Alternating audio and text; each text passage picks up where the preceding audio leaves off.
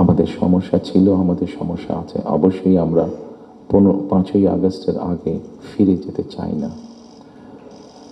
আমি আমার অবস্থান থেকে যদি চিন্তা করি, আমার একপাশে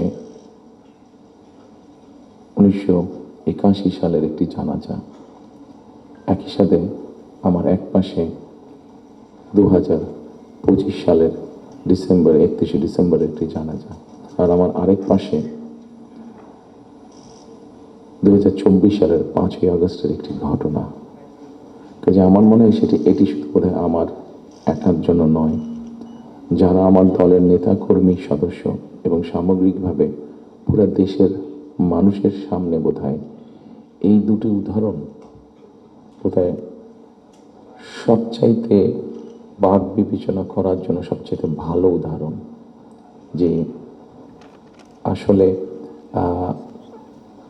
5ই আগস্টে ফিরে যাওয়ার কোনোই কারণ নেই আমাদের।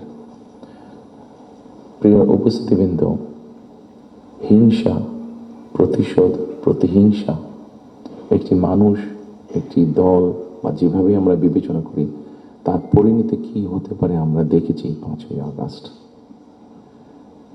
এবং আমি সেজন্যই সকলকে অনুরোধ করব, দলমত নির্বিশেষে আমাদের মধ্যে মত পার্থক্য থাকবে, কিন্তু আমরা যদি চেষ্টা করি তাহলে সেই মত পার্থক্যের মধ্যে রেখে আলোচনার মাধ্যমে সেটি অনেক সমস্যার সমাধান হয়তো আমরা বের করে আনতে সক্ষম হব, কিন্তু কোনোভাবেই সেটি যাতে মত বিভেদের পর্যায়ে চলে না যায়।